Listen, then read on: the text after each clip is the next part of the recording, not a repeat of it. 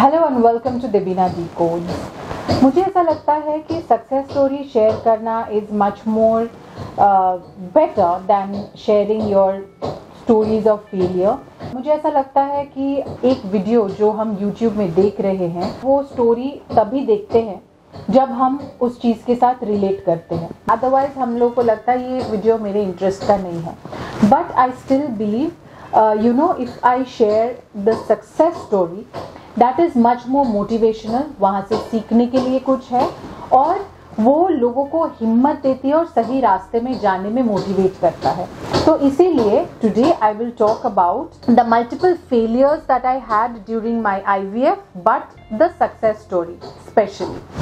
So here it goes.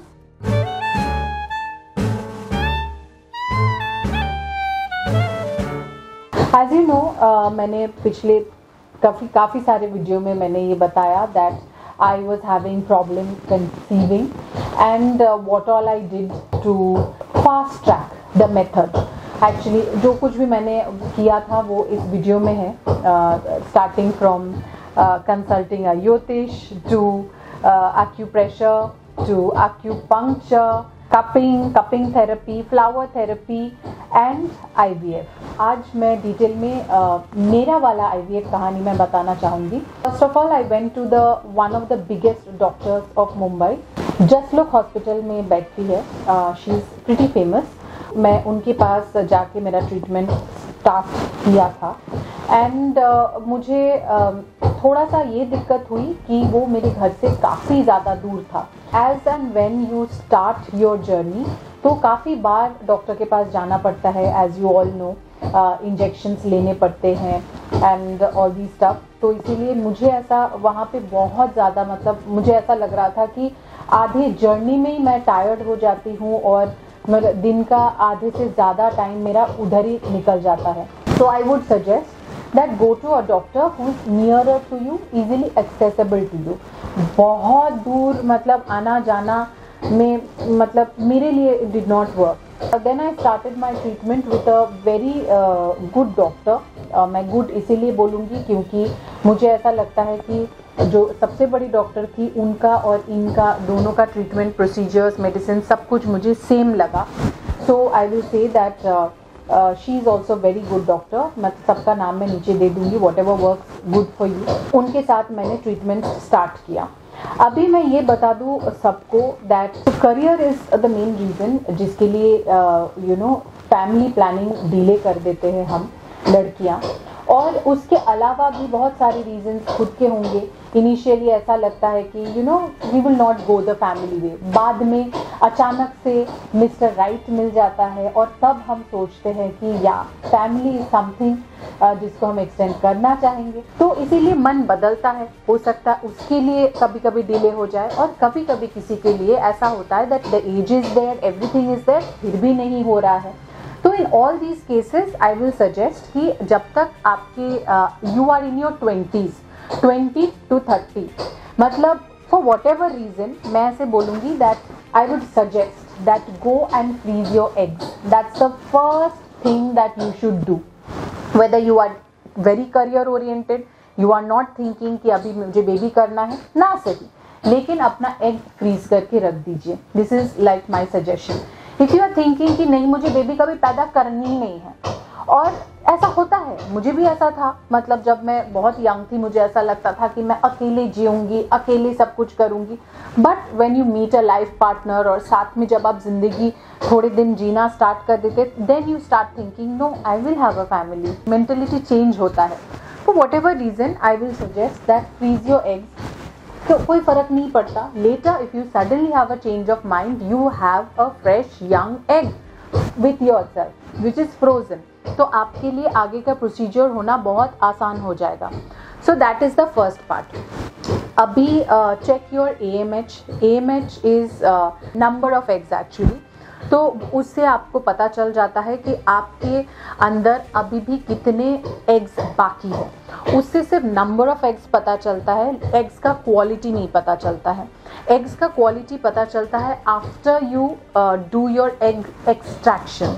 Egg extraction के बाद आपको पता चलेगा कि आपके एग्स का जो क्वालिटी है वो कितना अच्छा है या वो अच्छे क्वालिटी एग्स नहीं है। So usually after the age 37 egg का क्वालिटी धीरे धीरे डिटेरियोरेट करने लग जाता है। So that is natural and that is not in our hands. अभी हर एक का बॉडी अलग अलग तरीके से रिस्पॉन्ड करता है। किसी किसी के बॉडी इंजेक्शन से बहुत अच्छा एग प्रोड्यूस करता है और किसी किसी का बॉडी सिर्फ दवाई से बहुत अच्छा एग प्रोड्यूस करते हैं। आई विल सजेस्ट कि you tell your doctor to do all the permutation combination. Injection से भी एक बार ट्राई करके देखें, दवाई से भी ट्राई करके देखें कि किसमें अच्छा क्वालिटी एग आ रहा है। So this is what happened to me because initially मेरे डॉक्टर ने इंजेक्शंस दिए थे, काफ़ी सारे इंजेक्शंस जो IVF में होता है। मैं इस डिटेल में नहीं जाऊंगी, बट मैं ये डिटेल बताना चाहती हूँ। What worked for me was medicine. So that is how it is. Every body is different, इसीलिए बहुत टेंशन मत ले लीजिए, बौखला मत जाइए कि हाय मुझसे मतलब क्या होगा मेरे साथ। चेंज योर ट्रीटमेंट एंड कभी कभी आप डॉक्टर को सजेस्ट कर सकते हैं। अभी मुझे ऐसा लगता है और एक चीज़ जो मुझे बताना चाहिए वो ये है कि मुझे बहुत लोग लिख रहे हैं कि उनका IVF साइकिल चल रहा है और they have had 3 failed IVF, they have had 4 failed IVF, somebody has had 5 failed IVFs। और मुझे सिर्फ failed IVFs की कहानी पता है, पर मुझे कुछ लोगों ने लिख के भेजा है कि उन लोगों का क्या कैसा ट्रांसफ़र हो रहा है। तो लोगों ने किसी ने लिखा Day 2 एम्ब्रियो ट्रांसफ़र किया, 3 एम्ब्रियो साथ में ट्रांसफ़र किया, नेक्स्ट साइकिल में 5 एम्ब्रियो साथ में ट्रांसफ़र किया। मुझे ऐसा लगता है, this is my opinion, this is nobody else's opinion, I am telling you, मुझे ऐसा लगता है at a time 1 embryo transfer is the best. क्योंकि हमारे देश में ही सिर्फ ये मेंटालिटी है कि बहुत ज़्यादा डाल देते, तुक्के में एक आधी तो लग ही जाएगा, लेकिन ये आइडिया गलत है। एक आप अच्छा क्वालिटी एम्ब्रियो आप अंदर डालेंगे, उस चीज़ को सक्सेसफुल होने का चांस ज़्यादा है। क्योंकि जैसे मैंने कहा कि आपने देखा होगा कि मैं बहुत ज़्यादा रिसर्च करती हूँ। I had spoken to doctors from all over the universe, मुझे ऐसा लगता है। तो मैंने ऐसा फिगर आउट किया कि even transferring 2 embryos never worked for me. When it was not working for me, 2 embryo was not working for me, जो कि हमारे देश में बहुत कॉमन है। कोई एक एम्ब्रियो डालता ही नहीं है, 2 तो मिनिमम डाल देते हैं। अभी मैं पढ़ रही हूँ आप लोगों के कमेंट्स, तो वहाँ पे मुझे पता चल रहा है 3, 5। So I feel it is waste, because एक तो अगर वो फर्टिलाइज हो भी जाए, मतलब वो अगर सक्सेसफुल हो भी जाए चिपकना, आगे कॉम्प्लिकेशंस होने के चांसेस बहुत ज़्यादा होते हैं। उसके ऊपर मुझे ऐसा लगता है वो एक लड़ाई चलती है कि कौन ज़्यादा, तो आपस की लड़ाई में कुछ भी नहीं होता है। एंड इसे मुझे ऐसा लगता है बहुत ज़्यादा जल्दी खर्चा हो जा रहा है। मतलब आपके जो एम्ब्रियोज बन रहे 5 साथ में डाल दिया, 5 के 5 गए, तो ये बहुत मतलब it's like a loss. Because already if you are doing IVF, I understand एक एम्ब्रियो का वैल्यू कितना होता है, तो इसलिए उसको वेस्ट करना मेरे लिए बिल्कुल सही बात नहीं है। And trust me, I had taken a call last time during लियाना। मैंने ऐसा बोला कि ठीक है, मेरे कहने पे आप बस एक एम्ब्रियो ट्रांसफ़र करिए। So my doctor was, are you sure, it is up to you. I was like yes, I am sure, because मुझे ऐसा लगा कि एक ही सही है, एक को ही मैं उतना मतलब स्पेस दे रही हूँ, उतना जो भी है एनवायरनमेंट दे रही हूँ to become successful. Second, another thing that I felt is that when I read again, मैंने पढ़ा ऐसा कि Day 2 एम्ब्रियो डाला, कभी Day 3 एम्ब्रियो डाला, तो people who are doing the IVF they would know what is the Day 2, Day 3, but मेरे लिए Day 5 embryo which is called the blastocyst stage, तो वो डाला गया था, which is called grade A and Day 5 blastocyst। तो actually embryo को develop किया जाता है धीरे धीरे, Day 1, Day 2, Day 3, Day 4।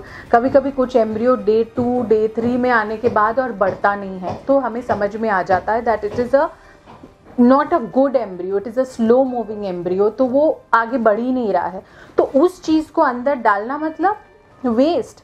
सो इसीलिए डे 2 डे 3 में डालने का तो कोई मतलब ही नहीं, क्योंकि हमें खुद को ही नहीं पता कि वो आगे बढ़ेगा कि नहीं। तो इसीलिए बाहर ही अगर उसको डे 5 करके डाले तो I think that is a much more better way of thinking कि हाँ मुझे सक्सेस हो सकता है। So this is what is my little video जो मुझे लगा कि मैं बोलूँ, क्योंकि मुझे आप लोग के मैसेजेस मिल रहे हैं और हर एक को मैं अलग अलग तरीके से जवाब नहीं दे सकती हूँ। When I listen to people's story, अभी सबका फ़ोन उठा के मैं बोलूँ कि भाई ऐसे करो, पर्सनली बोलने से अच्छा मुझे ऐसा लगता है कि if you have a little bit of idea so do this. आपको तो मैंने एकदम लेमैन के शब्द में, ईजी शब्द में मैंने आप लोगों को समझाया जो मुझे समझ में आया। ये था मेरा सक्सेस स्टोरी। एंड ऑब्वियसली इससे पहले जो फेलियर्स हुए थे was mostly because of 2 embryo transfers and slow embryos and all those stuff. So it is better that we know what we are doing, we know what is happening to us, instead of अनाड़ी जैसे बस पैसा खर्चा करो और बस करते रहो। Consult your doctor. If you trust your doctor, obviously that is the best way to go ahead with this procedure. And happy IVF.